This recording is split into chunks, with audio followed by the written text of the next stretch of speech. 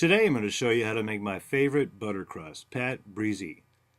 I used to think I was making Pâte Brisée, but no, it's Pâte Brisée. That's how the French pronounce it. Who knew, besides the French? First, take a stick of butter, slice it lengthways, roll it over, slice it lengthways again, then start dicing into small chunks. The small size makes it easier to incorporate into the flour later. Once you've got your butter sliced properly, go ahead and break it up, put it in a bag, and refrigerate it for 20 minutes to a half hour. You also want to refrigerate your flour. I'm using, for this recipe, about 1.25 cups of flour, half tablespoon of sugar, and a pinch of salt. Now that everything's been refrigerated for a half hour, I'm going to go ahead and dump my flour into the food processor, followed by the chilled butter. I've also reserved a glass with some ice water in it. For this recipe, you only need about 1/4 cup of ice water.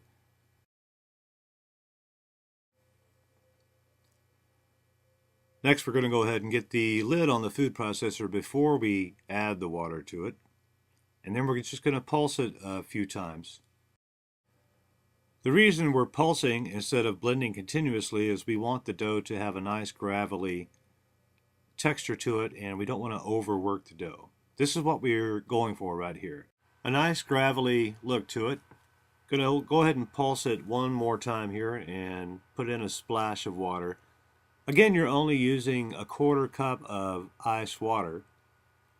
If this is your first time using the recipe, don't do like I did, which is get about 1 cup of water and some ice cubes in a glass. Go ahead and just only reserve about 1/4 cup.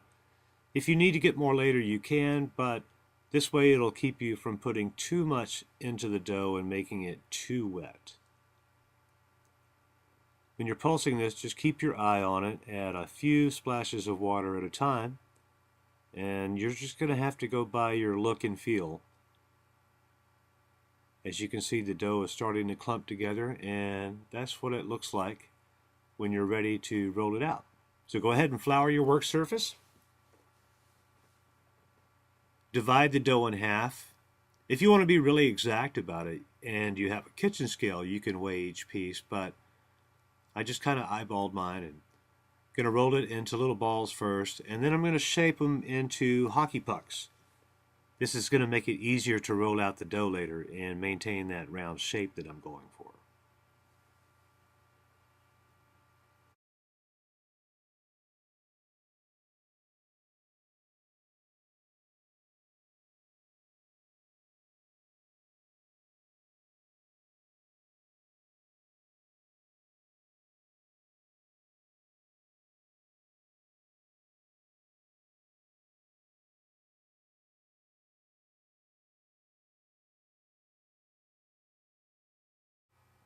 Now that we've got our dough shaped like we want it, going to go ahead and grab a plastic bag. In fact, this is the same bag that I chilled the butter in. I'm going to go ahead and put those in there and refrigerate them for an additional half hour before I roll them out. Again, we're trying to slow the gluten down because we want our crust to be tender, flaky, and delicious. After a half hour, go ahead and prepare your work surface. I'm using the pastry mat this time.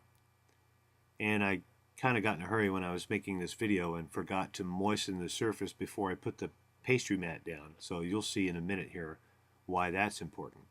But go ahead and flour your surface, flour your hands, flour the roller. You don't want the dough to stick to anything. We got our first hockey puck out here. I'm just going to use one crust today, so I'm going to reserve the other crust for a few days.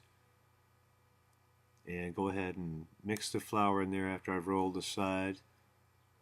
I'm going to flour the top a little bit, and then I'm going to just start rolling until I get the basic shape that I'm going for.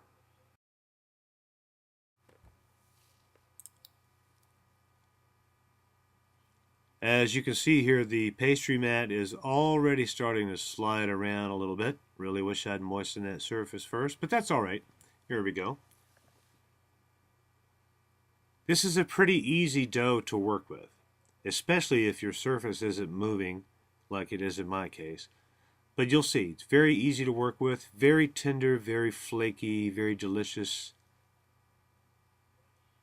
One of my all-time favorites. In fact, this is kind of my go-to pie crust.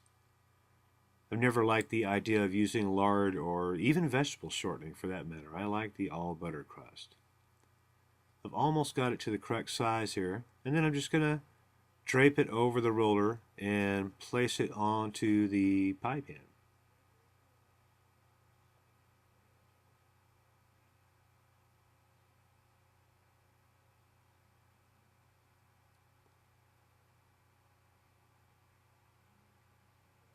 I'm just using a 9-inch aluminum pie pan. You may notice I haven't floured it, I haven't greased it.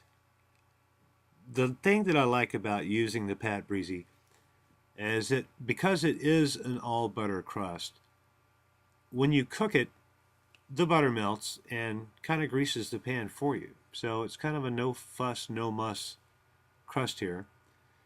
And I'm just going to go ahead and do a really rough, rustic crust. I'm not going to try to get fancy here with the edges. Maybe in a later video, if anyone's interested, I'll show you how to do some fluted, nice scalloped fluted edges on your pie crust. But for now, I'm just going to do a really simple rustic crust. So I'm tucking and rolling the excess dough over to the top and kind of crimping it down with my thumb here, as you see. But when it bakes, it's certainly not going to win any prizes for beauty, but that's all right. It's going to taste wonderful. Just kind of pressing this down here so that when it does cook, the dough is going to shrink a little bit.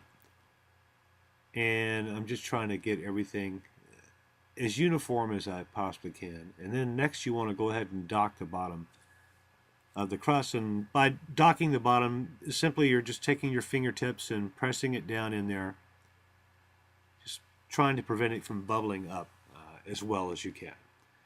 Next you want to get a little bit of aluminum foil and pie weights if you have them. I've never bought pie weights, but dried beans work wonders.